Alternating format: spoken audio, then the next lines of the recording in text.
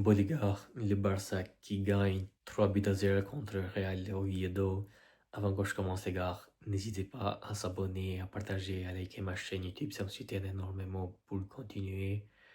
Donc les gars, déjà je m'excuse aussi parce que j'ai pas pu faire du coup une vidéo avant parce que j'avais quelques problèmes personnels donc je pouvais pas faire une vidéo avant.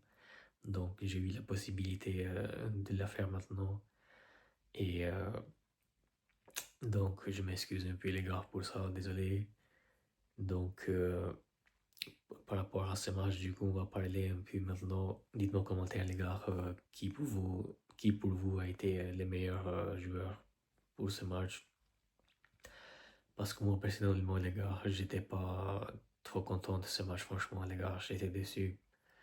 Déçu parce que, excusez-moi, en fait, le premier temps, déjà, le premier mi-temps, je pense qu'on est tout le monde d'accord que c'était dégueulasse, le premier mi-temps, les gars.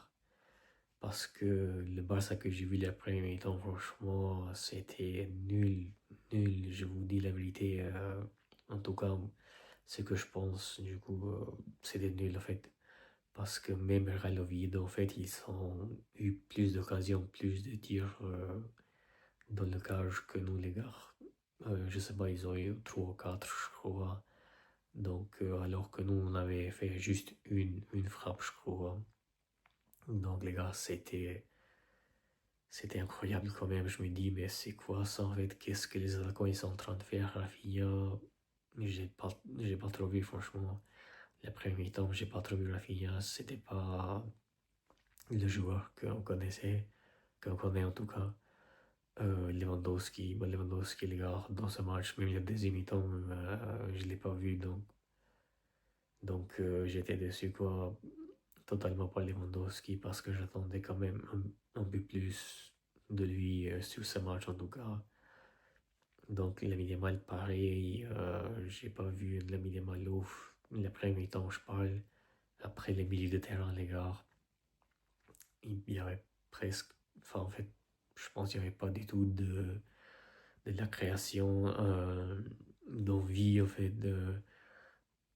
les pressings, excusez-moi, les pressings, c'était tellement nul, les pressings aussi, il n'y avait pas d'envie, en fait, il y avait rien, en fait, au milieu de terrain, Casado, il m'a trop déçu, franchement. En plus, je l'avais mis titulaire dans ma compo d'avant le match, parce que je me dis que là, il mérite quand même de jouer, vu que PD, il n'est pas là, je me suis dit que il mérite de jouer à la place de Pedri pour pouvoir gagner un peu quelques minutes parce que cette saison c'est compliqué et là ça a été encore une fois compliqué parce que il a fait du coup un match nul en fait. Un match nul, je suis désolé, hein, mais je pense qu'il a fait un match nul. Donc De Jong, pareil De Jong, j'étais déçu quand même par lui aussi. Donc Dani Wilma aussi. Le premier temps du coup, euh, nul aussi. En fait, tout le monde des gars, je pense qu'il n'y a que Ivan Garcia que je peux sortir de l'eau, qui sort un peu de l'eau plutôt sur les premiers temps parce que c'est lui qui a fait des arrêts, donc c'est lui qui est un peu plus décisif que tout le monde. Cancelo qui était titulaire, mais franchement, s'il n'a pas fait un match comme avant, quoi, c'était pas Cancelo qu'on connaissait. Peut-être il n'est pas 100%, je sais pas, mais c'était pas Cancelo que moi personnellement j'attendais, et puis vous aussi je pense. Donc c'était pas le Cancelo qui faisait des dribbles, qui faisait des belles choses en fait sur le terrain. Donc c'était compliqué les gars, c'était compliqué franchement. Et puis pour parler un peu de deuxième match, enfin de la deuxième mi-temps, excusez-moi, je voulais dire plutôt.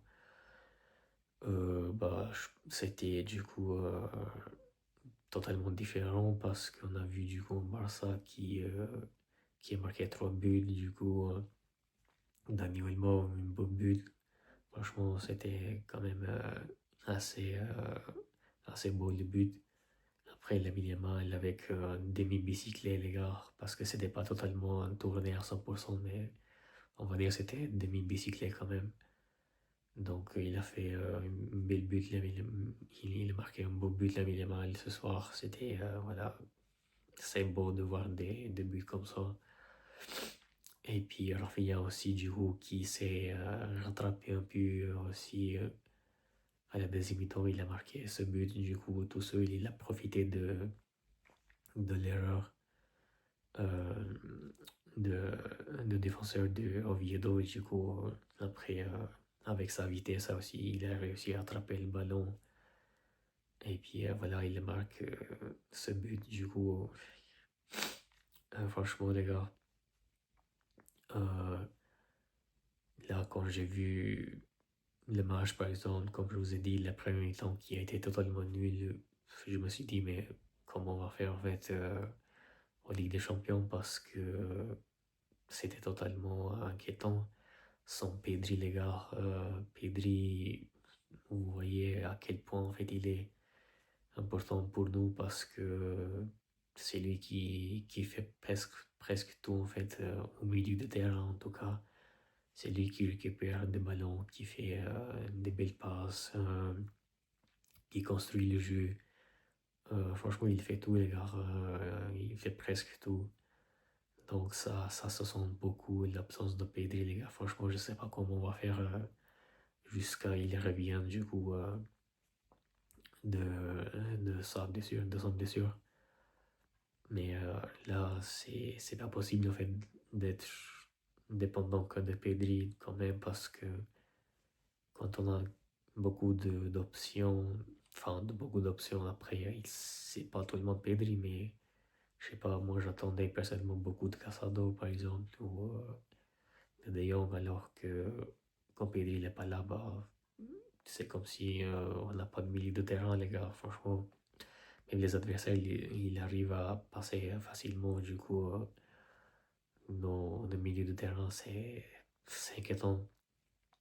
Donc, d'un côté, les gars, je me dis, est-ce qu'ils ont fait exprès, genre, qu'ils ont fait ces premiers temps comme ça? Peut-être ils voulaient pas trop dépenser d'énergie pour les matchs de Ligue des Champions contre Copenhague. Peut-être ils ont fait ça exprès, je sais pas.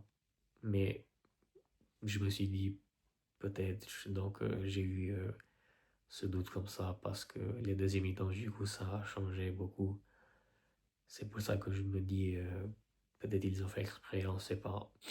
Mais en tout cas, du coup, on a gagné ce match, quoi. Donc, 3 buts à 0. On était de retour enfin au Camp Nou parce que je crois que ça faisait un mois plus tôt comme ça on n'avait pas joué du coup chez nous. On avait joué que à l'extérieur. Et en plus, avec la Coupe d'Espagne, ça faisait un moment qu'on n'avait pas joué au Camp Nou. Donc, ça fait du bien aussi pour les joueurs, pour la mentalité des joueurs, bien sûr, devant le public, les supporters de Barça et tout. Donc, c'est bien, quoi. Donc, voilà, les gars. Du coup, on a repris la première place. Du coup, avec un point d'écart, c'est pas beaucoup. C'est presque rien, je dirais, moi, parce que là, le championnat, quand même, il est relancé, quand même. Donc, le Real Madrid où nous, on peut faire des erreurs. Et puis, si nous, par exemple, on fait des erreurs, on fait une erreur, le Real Madrid, je pense que ils vont passer devant nous. Donc là, il faut gagner tous les matchs, les gars. Franchement, c'est critique, en fait, ce moment. Donc voilà, les gars, on a gagné, on a pris les 3 points, c'était l'essentiel. Du coup, on l'a fait. Et puis maintenant, je vous dis à très bientôt, les gars. N'hésitez pas encore une fois à s'abonner, à partager ma chaîne YouTube. Ça me soutient énormément pour continuer. Et après, soin de vous. Ciao.